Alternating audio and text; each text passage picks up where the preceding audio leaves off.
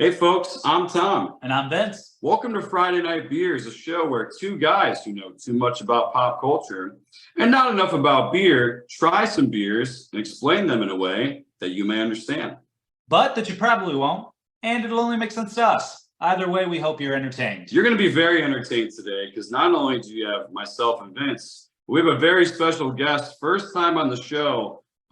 He is a Midwest region editor for PorchDrinking.com. He's the creator and mastermind behind At Chicago Beer on various social media platforms. He's even Cicerone certified. Please welcome Mike Zoller. Welcome to the show, Mike. Hey, thanks for having me, guys. Mike, I got to be honest. The Cicerone certification was a new thing for me. Was that a taxing process to get certified? So I am the first level of Cicerone. I want to make sure that that's clear. It's the certified beer server, and so we'll go certified beer server, Cicerone. Then there's advanced Cicerone, then master Cicerone. And the Cicerone program is the sommelier program for beer. So if you're a big wine person, you're a sommelier. If you want to be a beer person, you're a Cicerone. The CBS certification, if you spend time in the beer industry, writing about beer, working in beer, you are probably able to pass that first level easily. It's a multiple choice test. You take it, you got to get a passing score of I think it's 80% or more, and there you go. The Cicerone, that's where you actually have to start putting in a little bit more effort and work. It's a little bit more of a taxing process. But the first step, I did it drunk one night, passed on my first try. Nice. I'm not going to lie. As soon as we heard about Cicerone, I was like, we should do that. It's just fun to say. It's a lot harder to get done, I presume. But yeah, we're talking with the real expert here, and you suggested that we drink this beer today. We're drinking Stoutling from Off Color Brewing. Mike, what came to mind when suggesting this one? So Off Color does a lot of great beer styles. They do some that are more mainstream, like lagers and stouts and pilsners, but they don't do IPAs. And I like IPAs, but I'm always curious with whatever Off Color puts out. And this is actually a new beer. It just came out from them. It's a light stout. So you're looking at an ABV of 3.17%. That's actually lower than Bud Light. But what Off Color does so well is they have the flavor of the beer. So I've never had this one, but they've done other low ABV beers that have been excellent. So I'm just excited to try this one. Vince didn't believe me when I told him it was that low. He thought I was joking. I did a little bit of research up top on this, and I looked into the Irish dry style, which is technically, I guess, what the beer type is. And I didn't realize that is what Guinness essentially is, which makes sense because Guinness is relatively low ABV compared to some of these big boy stouts that have been barrel aged and are packing anywhere from 9.5% to 14%. So I figured it would be somewhere in the neighborhood of 4 or 5%, but 3.17 is unheard of for me. Yeah, they've done this one. They've done a beer called Mishka before. That is also right around this ABV. And yeah, so and to your point, Guinness is very similar. Guinness is 4.2%, same as Bud Light. But people just have this sense, this thought that dark beer has to be heavy beer, but it doesn't. It's a weird common misconception that's been going on forever. And so this is a really great way to show people hey, dark beer can be incredibly light when it comes to alcohol. Dark beer for kids, not quite yet.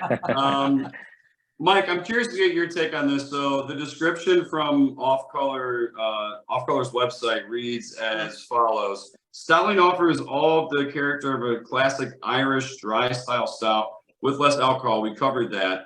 And then it mentions notes of red velvet sweetness, cocoa nibs, and that dark toast tradition with a drying finish. Translate that for those who aren't as familiar. So dark beers are typically going to have a roasty component to it, and that's because to get the darkness, you're going to roast the malt, and so that's how you get that. And so those roasted notes give you chocolate. They can give you a little tobacco sometimes if you have some barrel. You're going to get the tobacco. You're going to get some leather, some char. The chocolate should be not a super sweet chocolate. It should be a dry, more bitter chocolate that isn't like it's not the milk chocolate you think about. So that it's not like a sweet beer. It's just a nice underlying, very subtle sweetness. And so that's what you're kind of going for and you're getting here. But dark beers are always gonna have those roasty components, like great for like a winter's night when it's cold outside. It warms you up, and that's why these beers are perfect this time of year. Yeah, I can't wait to try this. Before we do that, though, do we have a favorite off-color brewing amongst the group? We've done Apex Predator on the show. That's probably my number one. Vince, do you have one? I love their Beer 4 series. Truthfully, I think that's a really interesting take on advertising. But Apex Predator is definitely top shelf for me. Yeah, Mike, how about you? They have so many good ones, but one that I almost always have in my fridge of late for the last couple of years has been Beer for Tacos. That's their Goza margarita style beer with like a lime and salt. It's delicious. It's also light. It's just really refreshing. That one. Dino S'mores is a classic from them. Tooth and Claw is their lager. There's so many good beers. And of course, I mean, be remiss not to mention Apex Predator, which probably belongs on a Chicago beer Mount Rushmore for its importance in the beer community, but they're all great. We've actually had a Chicago Mount Rushmore conversation on this show, so I might have to get. I think it was a craft Mount Rushmore. Yeah, that's so true. Chicago is still up. We can do that. Okay. I can't wait any longer. I want to give this guys a crack. Guys. All right. Okay. All right. Cheers and welcome. Welcome, Mike. Okay, I got a little on the laptop. I'll have to wipe that off. Yeah, you can smell the roastiness of it, right? Yeah, it's like a little musty. There's a little coffee there. But it's interesting because if you smell this beer, a beer that comes in about 5 to 6.5%, it's very similar on the aroma. Yeah, I just took a sip and I find it to be delightful. It is. You can definitely taste the roastiness. I'm not tasting the red velvet quite as much, but it's probably because it's maybe overwhelmed by the other flavors. This may be, outside of Guinness, the first stout that I could have all 16 ounces of and then have another. There's something about a stout and a porter for me that just like coats the back of your throat and really lets you know that it's there, and it feels heavy and you're like, wow, that's a lot of flavor. And I don't quite have that. And I don't think it's a bad thing necessarily. I don't have that like overwhelming sense of flavor. It's just kind of like all these minor kicks that taste good together. Yeah, it is really good. It's very light, but still a lot of flavor. And I think that's kind of that balance. And 3%, I think about these beers being great for like the week, a weeknight, or just, people are more conscious now about their alcohol intake. And you don't want to have a 16-ounce, 8% beer all the time. Like that's a commitment, right? If you think about the ABV on there, and then if I have another, like you could have this one and then a 12-ounce or something else. And also, there's 100 calories in it. 100 calories in a 16-ounce beer with this much flavor, it's pretty good. Yeah, and Off Color will take our check in the mail whenever you get a chance. Yeah. So I'm locked in on something right now, and it's something that we've kind of all touched on, which is just kind of like light, low risk entertainment, right? And I think you brought up a great point, Mike. A lot of people are rethinking not only just their alcohol consumption when they drink, but I think also their free time. COVID really sort of shifted a lot of paradigms with how people not only had work-life balance, but like, what do you actually do when you're, just relaxing? So I'm curious, when you're just like kind of trying to shut your brain off after a long day, you don't really want to lock in on something as gripping as like a Breaking Bad. What do you go to? We're talking show-wise? Anything. Show-wise, maybe you're just firing up a Spotify playlist. I don't know, Mike. I don't live in your house, so you have to tell me. Gotcha. Okay, so that's where we're going. Not so much Spotify playlist. I like music. I like country music, but after a day, for me, it's putting on an episode of The Office. Yes. That's my, I can watch this show any season, any episode, and just enjoy it. And so, because what is it? It's not on Netflix anymore, but it's pretty much always on Comedy Central. Peacock. Which is a crime against Peacock, that's humanity, right. and I will see that NBC pays for their sins. This is awful. Hold on, I'm a Comcast employee, so I cannot agree with that statement, legally speaking. So. Okay, well, illegally agree with me. Back me up. Except for the fact that Tom's never seen The Office. That's true, Mike. It's one of my gaps. He's gonna leave now. He's gonna leave now because of that. You've never seen like a single episode? Like how do you miss an episode? It's I on all can't the say time. I've never seen a single episode, but like Okay. I've seen maybe a handful out of order, and honestly, Mike, I've learned about The Office more through memes than through any consumption of the program. And I also want to make it clear, I don't knock The Office. I'm not saying that like I'm boycotting it, but I just haven't seen it. And at this point, I'm intimidated by the episode commitment. And I'm so inundated with it on a daily basis that I almost don't know if I need to watch it. But to Mike's point, right, that fits with the stout. You're intimidated by the alcohol content, by how much is in front of you, especially when it's 16 ounces. Right. It's Stoutling, you don't have that problem. So potentially, maybe you won't have that problem with The Office. You know what? You just made a compelling case for me to start season 1 of The Office. You know, the best thing too about starting a show like that is you can run through it pretty fast because you don't have to wait for new episodes to come out. You know, my wife and I, we had a kid 7 months ago, and you know, when he goes to bed, we're not leaving the house. We're just knocking out show after show that, you know, we want to just rewatch or watch. So like we did all of New Girl, we did all of Veep, we did. I'm currently watching. It's Always Sunny in Philadelphia. It's like, you want like, and you want like a good 20-minute show. You can just throw an episode on and, you know, watch it quickly. That's The Office. You could start now. It's 9 seasons. That's not that bad. Yeah, no, and you know, it's weird. I've done that with other shows before. Like I did that with Community a couple years ago. That was another one we did. Yep, Community. I really liked Community, and I do like Dan Harmon a lot. So that probably had something to do with it.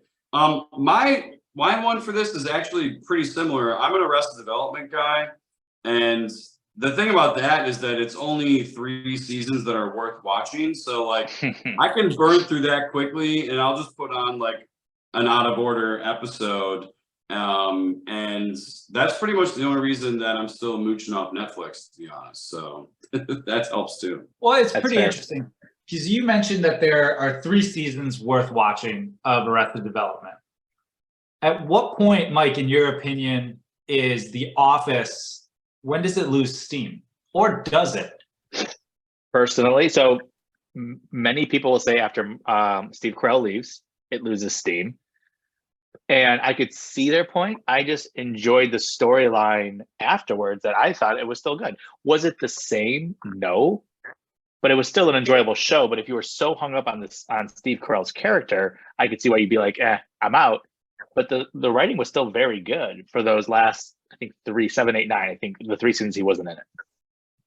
Well, I know for me personally, I had just had come so far that I had to see it through. And yeah, it wasn't it wasn't so bad I had to turn it off, you know, which I think with some of these long tenured shows, Sunny's another one, at some point, it's not that they run out of ideas, but it's tough to keep going with new stuff.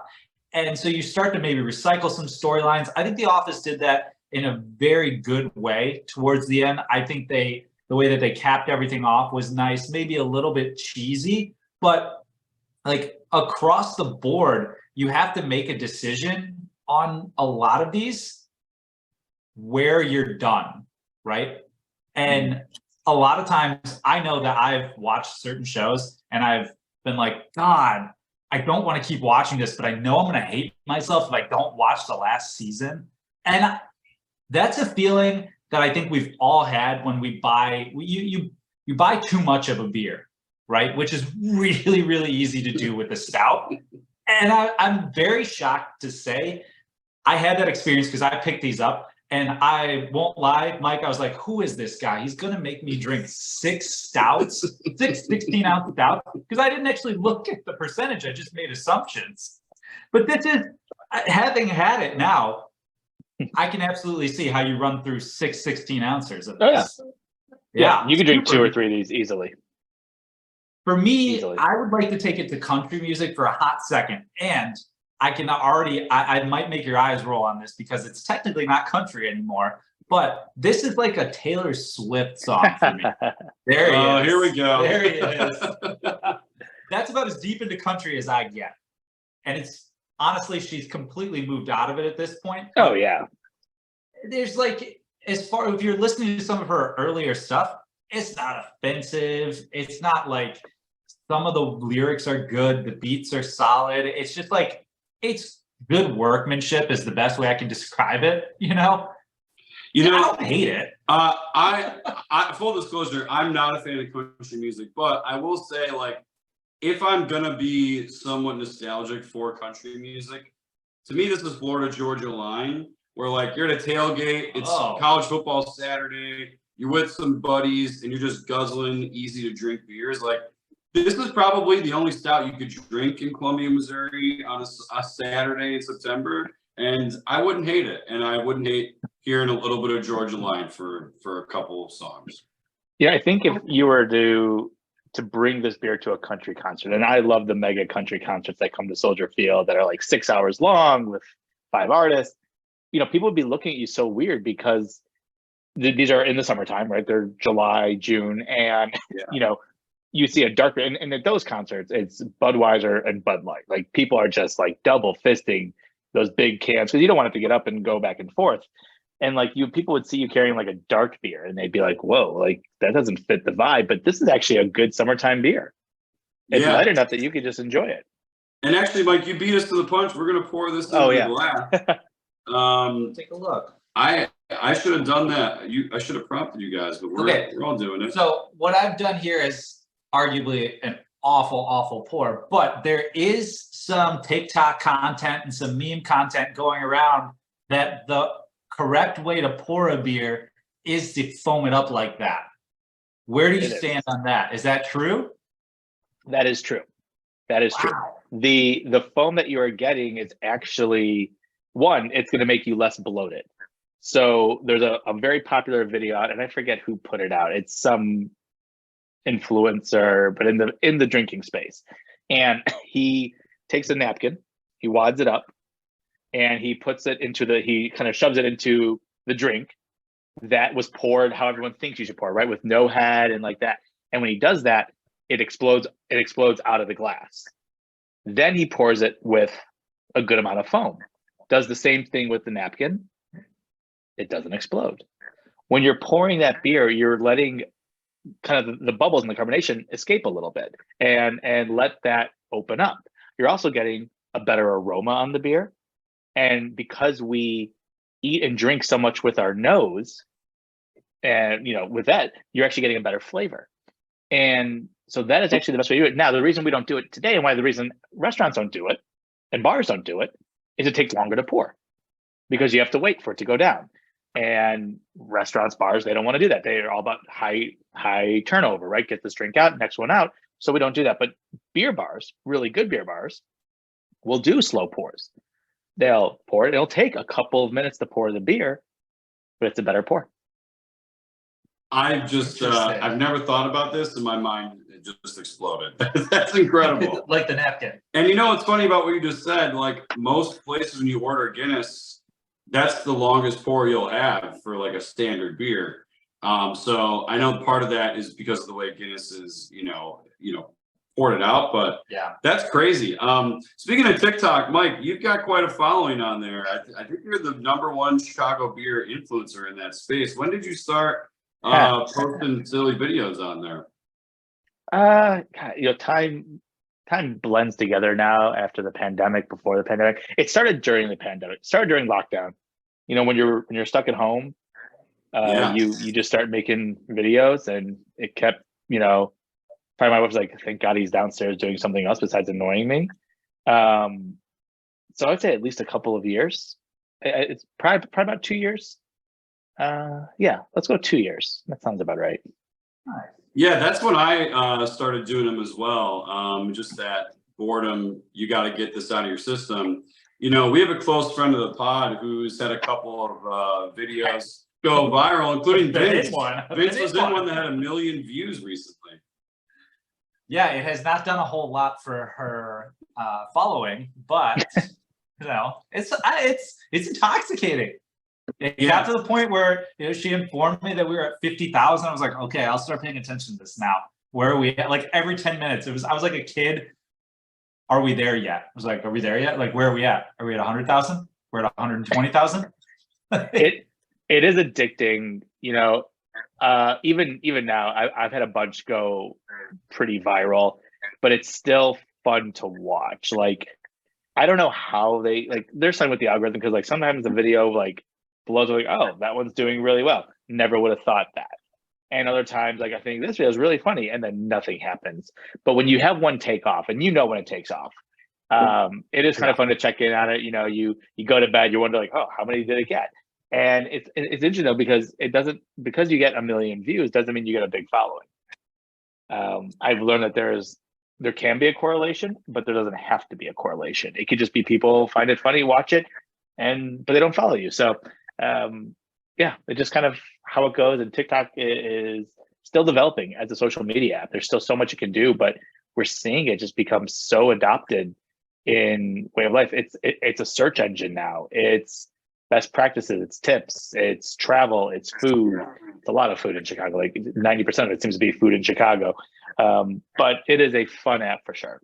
Yeah, but you've kind of built up this nice little niche in the beer scene there that I don't see many other people doing it. So, you know, kudos to you for that. I would like to know, what is one troubling thing that your algorithm's been spitting out? Because for me lately, there's been a lot of 20-year-old women who are into EDM, and I'm like, what's going on TikTok? What are you trying to tell me? What's on my TikTok that I'm trying to get that I wish I didn't see? You know what I really wish I didn't see? All the day in my life videos. Oh, they're all the yeah. same. They're all the same. Oh. And I just roll my eyes. I'm starting to block people that just do that, where I don't need to know that you woke up, you had, you know, I think the way they all start are, because they're all like 20 to 25-year-olds, men, women, it doesn't matter. They tell you they just woke up. Today's the day that they decided to go into the office. They're not working from home, so it's an office day. They tell you about their commute, the coffee they grab on the way, the fun lunch they had. They then went and did some work. Then they go after work to a workout class. It could be rock climbing, could be a yoga class. Then they go meet up with some friends and have a drink. And then they're back home where they make a healthy dinner. That's literally the entire TikTok. And I'm just thinking to myself, like, are people just filming themselves all day? Like little clips, and I was like, it's not for me, but clearly they must be doing something right. They also all wake up at like 5:45 a.m., which I'm like, I wouldn't be doing that at 20 to 25.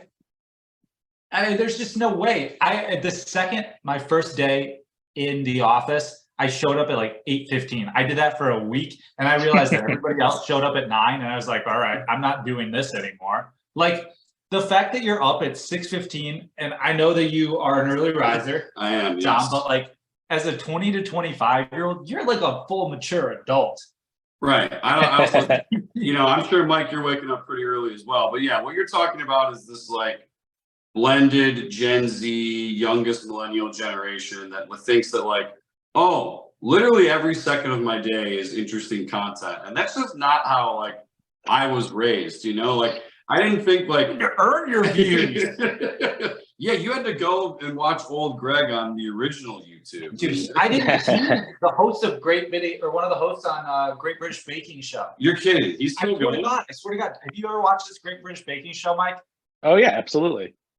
I That's was old. just informed that he's one of the hosts. It's him and the bald guy from Bridesmaids. He just left though. He just left. He did? Yeah, Oh, this was his last season. People have been wanting him to get off the show for quite some time. I thought he was funny. His name is Matt, I think. Yes. Matt, yep. But yeah, no, he is finally, I guess, to some people, off the show. But the other one, the taller, black-haired guy, that's who you're talking about. Yes. I'm blanking on his name now. host? I'm looking it up now because I'm just while you're looking that up, I would love to check in on some of the OG viral videos. Like, what's the Numa guy doing? Dude, what's the guy who made? keyword that. What's the guy who made 55 doing? Like, basically, I want there to be chocolate rain. Noel Fielding. Noel Fielding. That's who the other host is. That's who it is. He's apparently old Greg, which I find incredibly disturbing. I don't know. Have you ever seen this video? This old Greg video, Mike? I have, yes. I've never been more disturbed in my life. I looked at it, I was like, why? That is him. Yeah. Don't anywhere near him. Well, I guess to tie this together to the TikTok conversation, like, you know, right now today, you can go viral in 5 seconds if you have the right piece of content, or if you're like, you know, just hitting the algorithm at the right moment. But back then, videos would go viral for months, and there was like one at a time. It was like, oh, you haven't caught up on old Greg? Don't worry, it's the only thing on YouTube. And like, everything was just a lot slower back then. And I feel like we've now been trained to consume things so rapidly that, you know, literally we're done with something that we would laugh at out loud in seconds, and we don't think about it anymore, you know? Don't you think that could be why like shows like Tosh.0 that used to be so good couldn't keep going? Because by the time they were airing, people are like, oh, we're already on to the next thing. You know, I love Tosh.0. I love that show. Well, that's a great point, because Tosh.0 was basically like, we're going to catch you up on the internet because there's not that much to catch you up on, you know? Well, but it's easy to miss. Like if you're not on there, like if you don't go to youtube.com, you're going to miss stuff. Now with TikTok, it comes right to you and you can just swipe up through it. Whereas like YouTube, you have to go to it. You have to think about what you want. You know, TikTok sends it to you. Have you heard this, that the difference between TikTok in China and America? Apparently in China, there's limits for children and they're served like educational content, whereas there's absolutely no limits in America, and it's literally just a bunch of preteen women dancing. Yes, I have heard that. You can, it's a child-friendly version in China. You don't have to do that version. You can do a normal version, but there is a child, which I also think has a time limit, which not a bad thing. But yes, and they're owned by the same company, obviously, right? Like TikTok. I mean, it's TikTok, both China and TikTok US. But yes, I had heard that TikTok in China was different. Okay, so it's like a TikTok Ling, and I'm bringing this all the way back. All the way back. We've got a Stout and we've got a Stoutling. We've got a TikTok, we've got a TikTok Ling. I want to talk for a hot second about juniors. Famous juniors who never lived up to their parents. So let's talk. I'll start with Robert Downey Jr., right? I didn't know anything about Robert Downey Sr. He was, at that point, I was sitting there like, why not just be Robert Downey? He has apparently a Netflix documentary coming out. I didn't know this. His dad was huge in like the early film industry. He was also huge in getting his son addicted to drugs at a young age. So he did that. Yeah, he did. I think that's covered in the doc. I've been meaning to see that for a while. I'll give you another famous one. How about Freddie Prinze Jr.? What did Freddie Prinze 1 do? I have no clue. Do you know, Mike? I have no, not at all. I mean, let's be honest. I barely remember Freddie Prinze Jr. now. I mean, obviously, 20 years ago, he was the biggest person ever. Now he's completely dropped off, right? What is he doing nowadays? I don't even know. I saw him. He had an angry rant about Star Wars, but that was about it. There you go. Yeah, but other Cuba Gooding Jr. I would say Cuba. That's what I would say. Cuba Gooding Jr. Who's Cuba Gooding? Okay, so then there's like Ken Griffey Jr., right? Well, Ken Griffey, but he's better than his dad ever was. But his dad was no slouch. So it's weird. I feel like I'm only coming up with ones where juniors are better than their very, very good dads. You know, at least Michael Jordan had the wherewithal to not name his kids Michael, because there was Jeffrey Jordan, Marcus Jordan, who were definitely not as good as his old dad. But their career was starring in Space Jam. Except for the one who's now dating Scottie Pippen's ex-wife. Oh yeah, that's a whole other topic. Bronny James has a chance to become the next disappointing junior, but I don't think people have that high of expectations for him. No, I think that's very not fair to have any kind of near expectations. But they said he's not as good. Like, it's very hard to be as good as LeBron James. Mike, I feel like you had a name on the tip of your tongue. Who's on your mind right now? I was thinking, I just thought, Cal Ripken Jr. Cal Ripken Sr. was very similar to Ken Griffey Jr. Ken Griffey. Cal Ripken Sr. was a very good baseball player. I think he played his entire career for the Orioles too. But just, Cal Ripken Jr. is who you think about. The Iron Man. Yeah. That was actually a great father-son pairing for a while in pro sports. Yeah. Oh my God. So one junior, I'm going to take this, and this might be the last one that I give. He's a fictional junior, and he doesn't go by junior. He goes by Indiana Jones. I don't even know his real first name, but I know he's a junior because that's how his dad, who is Sean Connery, got him to stop reaching for the Holy Grail. Sorry if that's a spoiler alert. You've had like 40 years to watch it. He might be the most unknown junior that I know of. He's I didn't know that. He's like a closet junior. He doesn't want people finding out. Junior. This is a sore subject for me because I'm actually a third. I'm even farther down the line than the junior status. I'm like the third sequel that could go horribly awry. You're 23 Jump Street. Oh yeah. I could have just ended in the end credits of 22 Jump Street. Yeah. No, I think we touched on a lot of great things here. This is a delightful beer. It certainly subverts the expectations of the traditional stout genre, and in the sense that it's in the title, it's literally kind of like a junior stout. So, Mike, this is usually where we give out a score on a scale of 1 to 5. In the spirit of Untapped, which I'm sure you have a massive following on. So if you're ready, I'll throw it to you, or we can go first with the score.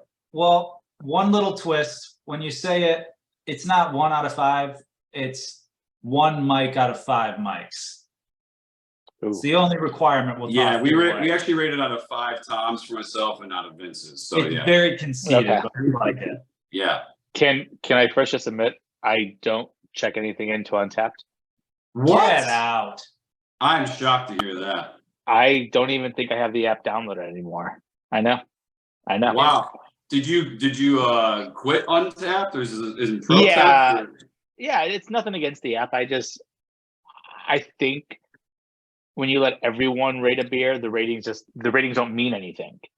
And I think too many people go to Untapped and use that as the source of truth, where it's I don't want to buy that. It has 3 stars. If you think about, not to go off topic here, but if you think about Allagash White, which I think is maybe one of the greatest beers out there, it'd be 5 out of 5.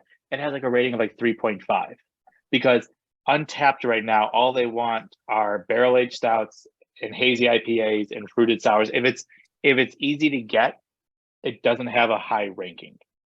And so that's why I'm just it's not indicative of what I want to look for in a beer. And so I stopped ranking. I stopped checking it. I never rated beers. I definitely just stopped checking in beers and looking at it. Wow.